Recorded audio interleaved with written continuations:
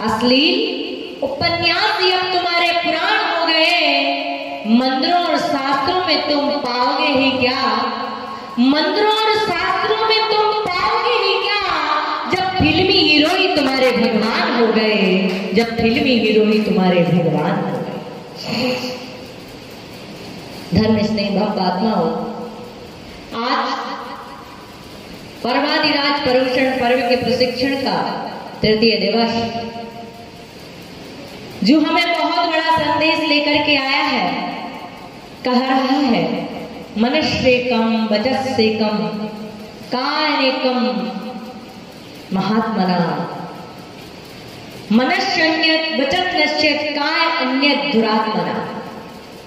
जहां पर मन एक है, वचन एक है, काया एक है, वही महात्मापना है। और जहां पर मन अलग है, वचन अलग है, काय अलग है, वहीं पर आत्मा दुरात्मा रूप को धारण कर लेती है। आज का दिन हमें ये बात को बता रहा है, इंडिकेट कर रहा है कि आप ऋजुता को अपनाओ, सरलता को अपनाओ, क्योंकि बिना सरल हुए बिना कुछ भी मिलने वाला नहीं है। जब आप सुई में धागा डालते हैं तो उस धागे को सीधा करना पड़ता है, तभी धागा सुई में प्रवेश होता है। यदि धागा किंचित मात्र भी यदि कैसा हो, माता में धागा यदि किंचित मात्र भी यदि टेढ़ा मेढ़ा हो तो वो धागा सुई में नहीं जाता है, उस धागे को सीधा करना पड़ता है, तभी जाकर के सुई में धागा जाता है। सर्प को कितना भी टेढ़ा मेढ़ा चले, लेकिन जब भी वार करेगा तो सीधा होगा, तभी वार करेगा। जब भी वो पानी में जाएगा, सर्प जब आपको फुसका रहा है, समझ लेना कुछ करने वाला नहीं है, लेकिन जब वो सीधा चल रहा है, समझ लेना कि वो किसी पे वार कर सकता है। और जब वो पानी में प्रवेश करेगा तब उसे सीधा होना पड़ेगा, बिना सीधे हुए वो पानी में प्रवेश नहीं कर सकता है। ऐसी जब तक हमारे अंदर सरलता नहीं आएगी, मन की सरलता, वचन की सरलता, काया की सरलता नहीं आएगी, तब तक परमात्मा के द्वार में हमारा प्रवेश नहीं। ऋजुर्भावम इति आर्जवम्। सिद्धों की गति कौन सी होती है? ऋजु गति, सरल गति होती है। ऋजु का मतलब होता है सीधी गति। अभी हमारे जीवन में टेढ़ापन है, चाहे मंदिर का जीवन हो, चाहे घर का जीवन हो। मैं आप लोगों से यही कहूंगी कि जब भी आप मंदिर आओ तो अक्षर बन करके आना, जब भी आप मंदिर आओ तो अक्षर बन करके आना। जब भी आप भगवान की पूजा करो तो मन को, वचन को एक करके करना, क्योंकि आप सिर्फ पढ़ना मत। क्या पढ़ते आप? क्या पढ़ते हैं 10 लक्षण की पूजा में? मन में हो सो, बोलो ना आप लोग, मन में हो सो वचन उचरिए,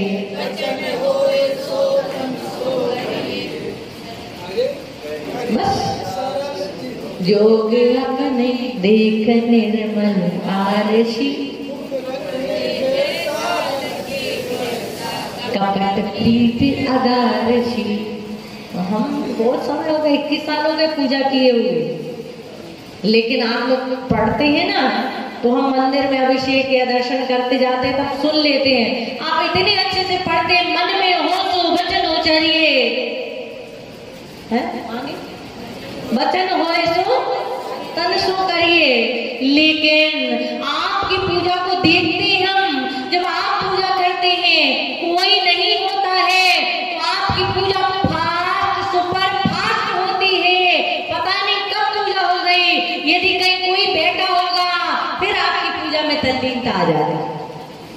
क्या? यदि कोई होगा तो तल्लीनता, और कोई नहीं होगा तो फटाफट आप माला भी फेरते हैं। यदि 4 लोग बैठे होंगे तो आपकी माला तल्लीनता में होगी, और यदि कोई नहीं होगा तो कब माला फिर गई, कब माला पूरी हो गई, कब नाका हो गया, पता ही नहीं चला। इसलिए कहा माला गिनते नाका गया। नाका बोले तो ये ऊपर का, इतनी फेर ली माला की यही चला गया। माला फेरते नाका गया और प्रवचन सुनते फूटे कान। माला फेरत नाका गया, प्रवचन सुनते फूटे कान, कोई न चेते हे भगवान। यानी कि इतना सब कुछ सुनने के बावजूद भी हमारे जीवन में परिवर्तन नहीं आता। आज हमारा जीवन ऐसा जीवन हो गया है, घर का जीवन अलग, मंदिर का जीवन अलग। हम भगवान की पूजा करते हैं, भगवान की भक्ति करते हैं, उसमें भी हमारी एकाग्रता नहीं होती। आप लोगों से मैं कहूंगी, जब भी शुभ कार्य करो तो एकाग्र होकर के करना, मन एकाग्र, वचन एकाग्र, काय एकाग्र होकर के करना। और अशुभ कार्य करो तो मन वचन काय को एकाग्र करने की आवश्यकता नहीं है। लेकिन हम जब अशुभ कार्य करते हैं, दुकान चलाते हैं, तो बिल्कुल एकाग्रता के साथ, और भी संसार के कार्य करते हैं तो पूरी एकाग्रता के साथ। अजय भैया, अज्जू भैया, भावरे लगाई थी, कितनी लगाई थी? फेरे फेरे फेरे कितने लगाए थे? 7। अभी तक याद है, 7 लगाए थे। तब तो कितने होते हैं बाबू? नहीं पता। यानी कि 7 फेरे 20 साल पहले लगाए थे, वो आज तक याद है कि कितनी तल्लीनता के साथ लगाए थे। कहीं एक आध कम ना रह जाए, और वो कम रह गया तो कहीं शादी में गड़बड़ ना हो जाए, इसलिए पूरी तल्लीनता के साथ। और मांग भरी थी बाबू तो कैसे भरी थी? दाएं हाथ से के बाएं हाथ से? दाएं। ये माया भी यही संदेश देती है, ये मायाचारी भी यही संदेश देती है। जो कसाय होती है, कसाय जो होती है 4 होती है, उसमें ये कसाय जो माया है वो तीसरे नंबर की कसाय है। कसाय के 3 तो लड़के हैं और 1 लड़की है। क्रोध लड़का, मान लड़का, लोभ लड़का, यानी पुल्लिंग है, और माया क्या है? स्त्रीलिंग है। माया। और जितनी भी लड़ाइयां हैं, जितने भी झगड़े हैं, वो किसके कारण है? माया के कारण। और ये माया जो है, ये लड़की जो है, उसकी मांग भरी जाती। मांग होती ना, मांग। आप लोगों की मांग नहीं होती थी? कोई भाई साहब कितने अच्छे लग रहे हैं, पूरे बाहर चारों तरफ से, इधर देखो, कोई किधर से, कोई किधर से, मतलब मांग। इनका जीवन 2 तरफ का जीवन होता है। मायाचारी भी यही कहती है कि माया का जीवन दोहरा जीवन होता है। जैसे महिलाओं का जीवन दोहरा जीवन होता है, एक ससुराल का जीवन तो एक पीहर का जीवन। आधी पीहर की तो आधी ससुराल की होती है। और जिस दिन से मांग भर दी जाती है, उस दिन से तो मांगना चालू हो जाता है। और इनकी मांग भरते भरते आपकी जिंदगी पूरी हो जाती है, पर इनकी मांग कभी अध्यक्ष नहीं हुई, फाइनल लॉक कर दिया जाए, कभी पूरी नहीं होती। कहने का मतलब है कि जो माया है, वो माया सब भी ऐसा है। जहां पर माया है वही लड़ाई है, वही झगड़े हैं, वही बेमनस्ता है। क्योंकि जितनी भी आज लड़ाइयां हुई हैं, वो किससे हुई है? जर, जोरू और जग। जर भी स्त्रीलिंग है, जोरू और जमीन ये भी स्त्रीलिंग है। ये सभी स्त्रीलिंग है। महाभारत युद्ध किसके कारण हुआ? किसके कारण हुआ? द्रौपदी के कारण। और जो राम का रावण से युद्ध हुआ, रावण किससे बनी? किसके हुआ? सीता के कारण। यानी जमीन लड़ाई किसके कारण हुई? जमीन के कारण हुई। और लड़ाई कहां तक पहुंच गई? जोरू तक पहुंच गई। और यहाँ पर लड़ाई महिला के कारण हुई, यानी सीता के कारण हुई। तो जितनी भी आज तक हमारे घर में परिवार में लड़ाई हो रही है, झगड़े हो रहे हैं, चाहे वो समाज के हो, चाहे घर के हो, परिवार के हो या देश के हो, जो तालिबान और अफगानिस्तान में झगड़े हो रहे हैं, सब किसके कारण हो रहा है? किसके कारण? माया। ये माया की छाया, इस माया की छाया जिसकी काया में पड़ जाती है, उसके जीवन का सफाया हो जाता है। माया की छाया जिसके जीवन में पड़ जाती है, उसके जीवन का सफाया हो जाता है। ये माया सबसे ज्यादा खतरनाक है।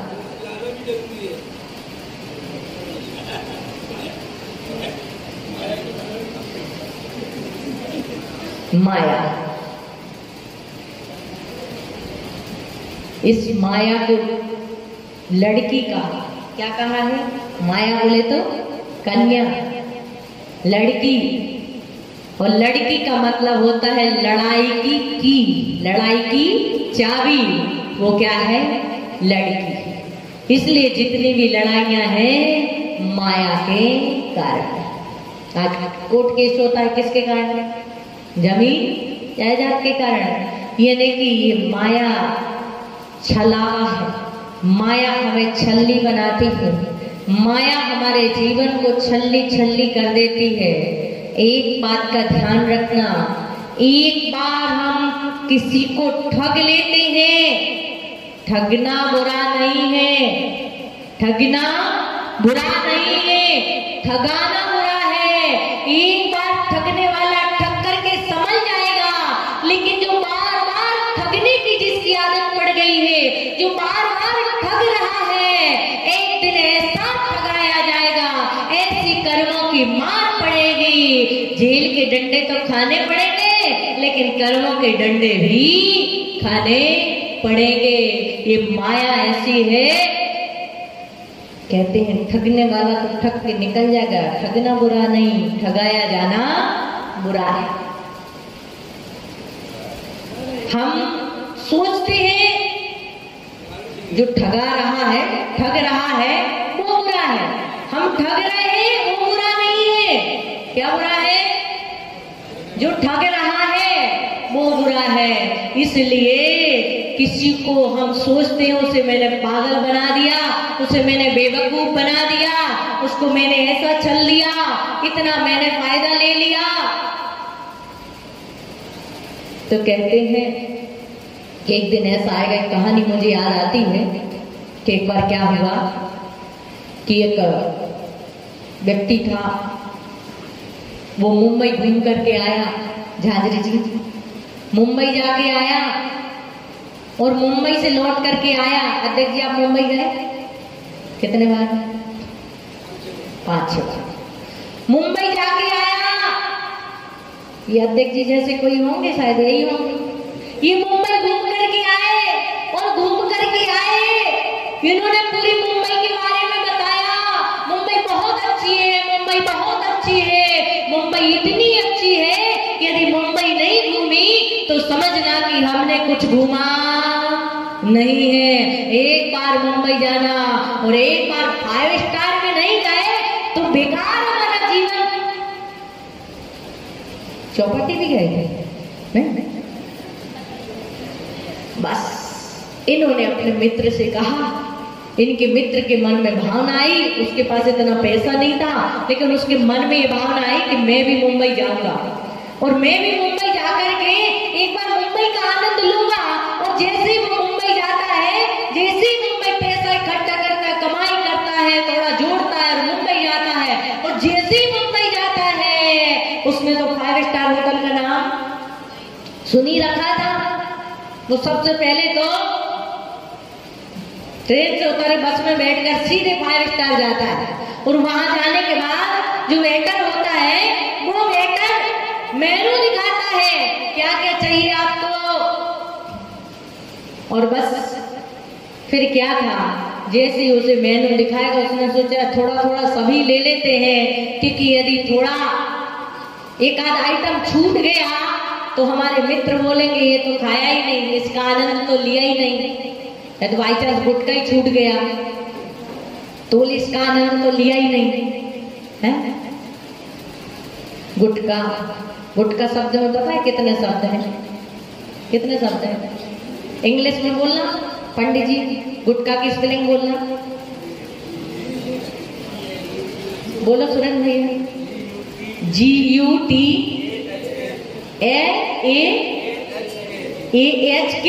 इसका नाम है गुटखा। और टी को साइलेंट कर दो, हटा दो बीच में से, तो क्या बन जाएगा?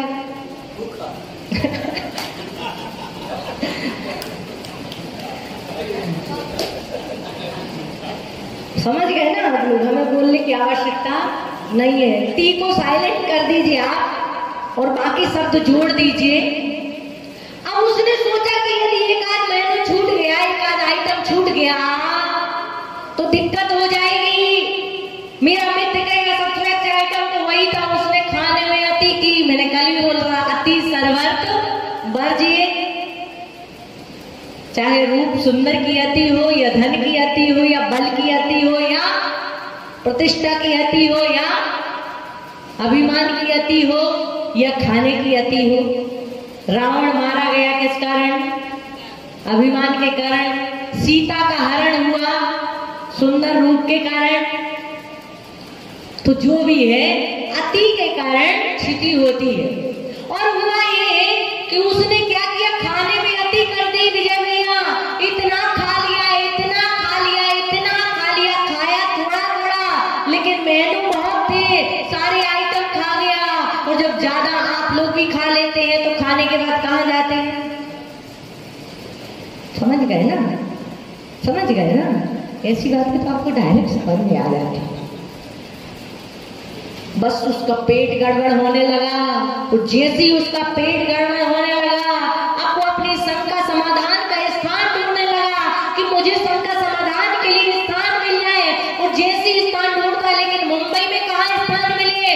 वहां तो जहां देखो पब्लिक, जहां देखो आदमी।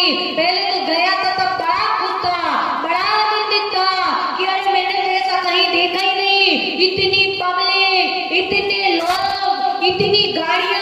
हमारे यहाँ तो गाय भैंसे भी इतने नहीं होती है जितनी यहाँ पे स्कूटर और रिक्शे हैं। बड़ा खुश होता है। लेकिन जब उसका पेट गड़बड़ होता है, देखता है यहाँ पर कोई स्थान नहीं है, कोई जगह नहीं है शंका समाधान करने के लिए। बोले हमारा गांव अच्छा था। अभी तक तो क्या था? बोलो ना आप लोग। अभी तक तो आप लोग भी बोलो, क्या अच्छा था? मुंबई अच्छी थी। अब क्या अच्छा लगने लगा? अपना गांव। क्यों अच्छा लगने लगा अपना गांव? इसलिए लगने लगा कि गांव में तो आनंद है। बस जहां चाहे जब चाहे खोलो और बैठ जाओ, दिक्कत ही नहीं है।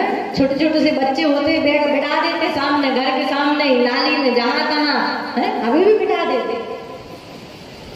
तो उसने कहा हमारा गांव अच्छा है। भले ही नरेंद्र मोदी ने घर घर बनवा दिए हो, लेकिन फिर भी जिनकी आदत है गांव के लोगों की, वो तो घर के बाहर जहां तहां। बस फिर क्या था? उसने सोचा हमारा गांव बहुत अच्छा है, गांव अच्छा है। अब मुंबई बुरी लगने लगी। बहुत दूर तक चला जाता है, जाता है, जाता है, जाता है। 1 किलोमीटर तक कि जहां सोचता है वहीं कैमरा, वहीं लिखा है गंदगी करना सख्त मना है। यदि गंदगी की तो CCTV कैमरा लगे हुए, तुरंत गार्ड आ जाते हैं, तुरंत पकड़ के ले जाते हैं। 6 महीने की सजा और जुर्माना अलग। अब बोला यदि पकड़े गए तो घर वाले तो यही सोचेंगे राम नाम सब तो कहाँ ढूंढेंगे इतनी बड़ी मुंबई में। बेचारा बड़ा परेशान, बहुत दूर तक गया। वो जैसे ही जाता है, कहाँ जाता है? बहुत दूर तक जाता है। वहां एक गार्डन मिलता है उसे। देखता है इस गार्डन में कोई नहीं है, क्योंकि मुंबई में ऐसी व्यवस्था है अध्यक्ष जी, ऐसी व्यवस्था है 6 बजे से इतने बजे तक इतने बजे, और इतने बजे से इतने बजे बाहर निकलना है। यदि थोड़े समय रुक गए तो पेनल्टी है। गार्डन में जाने का निश्चय, जाने का समय निश्चय, बाहर निकलने का समय होता है। उस उसने सोचा यहाँ बिल्कुल भीड़ भाड़ नहीं, यहाँ अपनी शंका का समाधान कर लेंगे। और जैसे ही अंदर घुसता है अपनी शंका का समाधान करता है, देख क्या है उधर से 2 पुलिस वाले सामने से डंडा घुमाते हुए आ जाते हैं। बोले आवाज लगाते हैं दूर से। अब तो वो घबरा गया, अब तो जान में जान नहीं, अनन फनन में था, गांव का देहाती था, सीधा साधा था। सीधे आदमी और भोले आदमी में बहुत अंतर है। क्या? सीधे आदमी और भोले आदमी में बहुत अंतर है। भोला तो भोला होता है, लेकिन सीधा आदमी हमेशा मौके की तलाश में होता है। सीधा आदमी हमेशा मौके की तलाश में होता है। उसने क्या किया, टोपी उतारी और अपनी शंका समाधान पे रख दी। अब पुलिस वाले आए, बोले चलिए उठिए, अपनी टोपी उठाइए और निकलिए। अब मर गए। यदि अब टोपी उठाते हैं तो बड़ी दिक्कत। उसने कहा हजूर दरअसल बात है, मैं बड़ा गांव का देहाती आदमी हूँ, मेरे घर में एक तोता था, बहुत प्यारा तोता था, इतना प्यारा तोता, इतना प्यारा तोता था, राम राम बोलता था, कोई आता था तो सुस्वागतम बोलता था, बहुत प्यारा तोता था। मेरे शैतान बच्चे ने पिंजरा खोल दिया, तोता उड़ गया, बड़ी मुश्किल से पकड़ में आया, बड़ी मुश्किल से पकड़ में आया, टोपी के अंदर रख रखा है। मैं सोच रहा हूँ पिंजरा लाऊं और तोता ले जाऊं, पिंजरा लाऊं और तोता ले जाऊं। पुलिस वालों ने आपस में आंखों ही आंखों में बात कर ली, जैसे आप लोग करते। पहले मोबाइल थोड़ी थे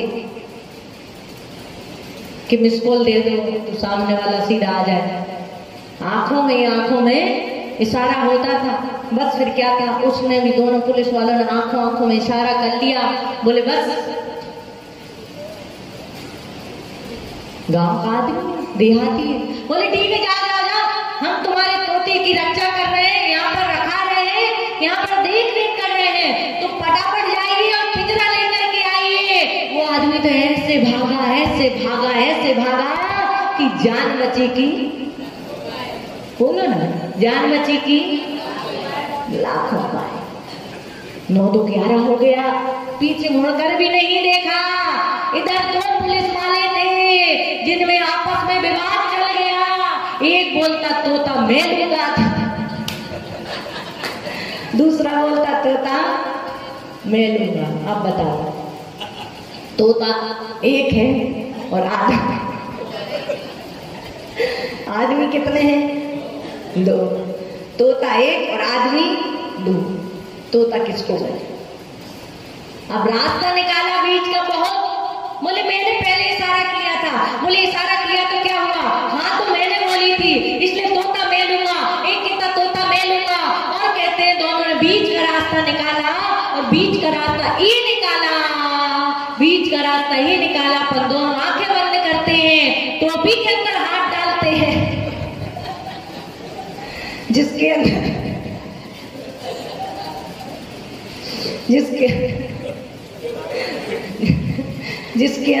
तोता आ जाएगा, जिसके हाथ में वो तोता ले लेगा। और दोनों ने आंखें बंद की, टोपी में हाथ डाला, बहुत देर तक हाथ को घुमाया। बोले गीला गीला लग रहा है, तोता हाथ में आया? बोले नहीं आया।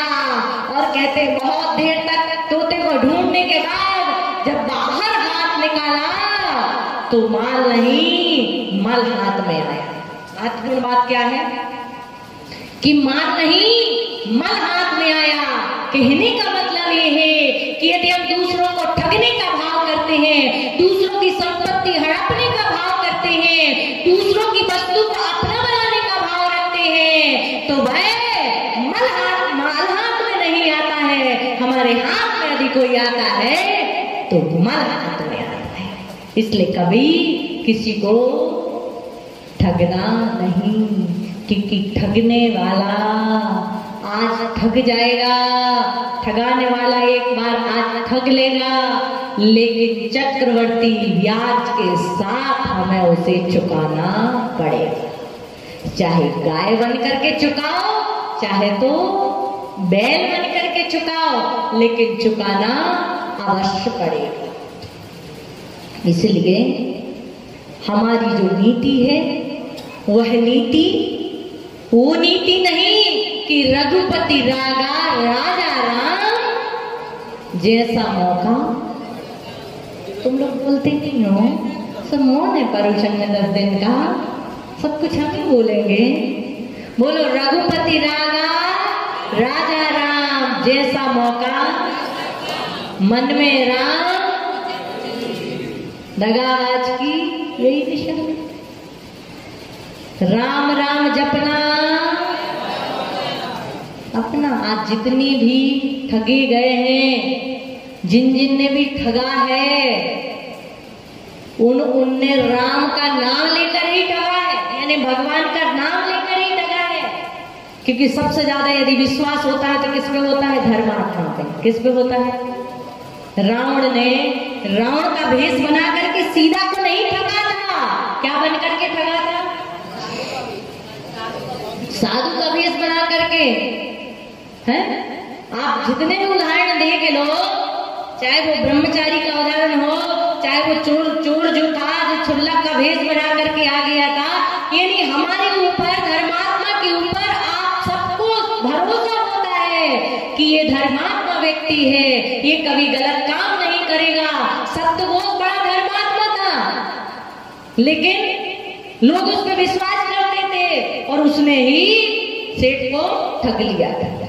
तो जो धर्मात्मा होता है वो धर्मात्मा होता नहीं है, धर्मात्मा का भेष बना करके ठगने का कार्य करता है। तो जब तक हम चोला नहीं ओढ़ेंगे, भक्त नहीं बनेंगे, वो तापस ऊपर बैठ जाता है, तपस्या करता है, पेड़ पे जमीन में ही नहीं उतरते हैं, और जाकर के रात में क्या करता है? चोरी करता है। चोरी पाप में तापस प्रसिद्ध हुआ, तो वो चोरी करता है। कहने का मतलब ये है कि राम नाम जपना पराया माल अपना की नीति है हमारी, और जहां पर ये नीति खत्म होती है वहीं पर आर्य धर्म प्रकट होता है। माताएं बहनें बहुत ये सहज मायाचारी होती है, कुछ करती हैं और कुछ अपने आप हो जाती है, इसलिए इनको माया कहा है। बहुलता की दृष्टि में महिलाओं में मायाचारी अधिक होती है। अभी आप आहार में देखें, आहार जब पता नहीं है फिर भी कहेंगे ये तो जीरा है, जीरा है। अब होगा बाल और कहेंगे जीरा है, मतलब बाल को भी जीरा बना, ऐसे होगा कुछ और बोलेंगी इलायची इलायची। अब रोटी में इलायची कहाँ से आ गई, चावल में इलायची कहाँ से आ गई? क्या बना दी? काली मिर्च। ये तो काली मिर्च है। और कितने बार तो सामान के डिब्बा भरा पड़ा है, आधा डिब्बा बड़ा पड़ा है। क्यों झांझरी जी? ऐसे ही होता है, डिब्बा में आधा माल है, कल के लिए खत्म है, बस आज ही तक था ताकि कल माल आ जाए। ऐसी बहुत सारी तरह की मायाचारी हम करते हैं। जब पूजा पढ़ते हैं उसमें भी कितनी तरह की मायाचारी करते हैं। क्या पढ़ते पूजा में आप लोग? क्या पढ़ते? बाबर फेनी। बोलो ना, जोर से बोलो ना, आता है ना आप सबको? पूजा की अभी ने देवशास्त्रियों की, नवदेवता की। बोली भाभी। बाबर फेनी गुजिया आदि घट में लेत पकाई, और कंचन थाल मनोहर भर कर चरणन देत चढ़ा। ऐसे ही बोलते? कौन सी थाली में पूजा करते हैं? पीतल की। और बोलते क्या है? कंचन। और चढ़ाते चिटक है। कौन सी चिटक? एक चिटक है, और उसमें भी 2-4 पूजा के अलावा एक एक्स्ट्रा पूजा हो गई तो उसमें भी आधा कर लेते हैं। हो जाते कि नहीं? ऐसा ही होगा ना। दीपक बोलेंगे क्या? दीप का क्या बोलते हैं? हाँ, और चढ़ाएंगे पीली चिटक। और जब पुष्प चढ़ाएंगे तो क्या बोलते हैं? क्या बोलते हैं अध्यक्ष जी? पूजा की कभी? पूजा की आपने कभी? बहुत बार की है, बचपन में तो की थी, अब बचपन में ठीक है। जो हम पढ़ते हैं, चंपा चमेली केवड़ा नाना सुगंधित ले लिए, हे विजेता आपको पूजत सुमन अर्पण किए। यही पढ़ते थे और चढ़ाते क्या, पीले चावल, है कि नहीं माया जाता। बोलते कुछ हैं, करते कुछ हैं और सोचते कुछ। हाँ, वो नहीं मैं बोल रही हूँ, आपके क्या चाहता है उसकी बात नहीं कर रहे हैं, लेकिन बता रहे हैं हम कि हम ऐसा कर बोलते हैं, जब अभिषेक करेंगे तो सोने के कलश भर भर डाले और लेके काहे के। चलो यहाँ तो बहुत अच्छी बात है कि यहाँ पे सभी लोग यानी कि स्वर्ण कलश तो है ही, लेकिन कम से कम चांदी के कलशों से अभिषेक करते हैं। बहुत अच्छा लगता है पूरे मंदिर में चांदी चांदी, आहा, ऐसे आप सबके भाव भी चांदी चांदी हो जाए तो आनंद आ जाए। वैसे तो सबके भाव चांदी है, इसलिए ही चांदी आई है, क्योंकि बिना चांदी के भाव हुए चांदी आती नहीं है। तो आज का दिन हमें ये संदेश दे रहा है कि आप ऋजुता को अपनाएं, सरलता को अपनाएं, मनस्य कम वचस्य कम काय कम महात्मना, मनश्चन्यत वचन नश्यत काय अन्यत दुरात्मना। इस नीति को छोड़ करके महात्मा की नीति मन और वचन, क्योंकि जब तक मन वचन काय एक नहीं होगा, सम्यक दर्शन, सम्यक ज्ञान और सम्यक चारित्र की एकता नहीं होगी, तब तक निर्वाण की प्राप्ति नहीं होगी। यदि सम्यक दर्शन भी है, सम्यक ज्ञान भी है, सम्यक चारित्र भी है, लेकिन तीनों की अखंडता जब तक नहीं होती है, तब तक हमें निर्वाण की प्राप्ति नहीं होती है। जब तक हमारे मन वचन काय एक नहीं होते हैं, जब तक हम अक्षय नहीं बन जाते हैं, जब तक हमारा नमस्कार नमो त्रियोग समार करके नहीं होता है, तब तक हम उस शांत सुख को प्राप्त नहीं कर सकते हैं। इसलिए हम छलावे को, वंचना को, कपटता को, कुटिलता को त्याग करके सरलता और ऋजुता को अपनाएं, तभी हमारा जीवन महान और परमात्मा के रूप को प्राप्त होगा। समय आपका हो। बोले भगवान महावीर स्वामी की। हमारे बीच में विद्वान का नाम है अनूप कुमार जी, दादाजी हमारे बीच में आए। उन्होंने बहुत सुंदर कम शब्दों में बहुत ही अच्छी बात कही, बहुत सुंदर सूत्र हम सबके लिए दिए। निश्चित है कि ऐसे लोग, इनकी उम्र ही हमें अनुभव में जीने का संदेश देती है। ऐसे पंडित श्री अनूप कुमार जी को बहुत बहुत आशीर्वाद। और आप सभी लोग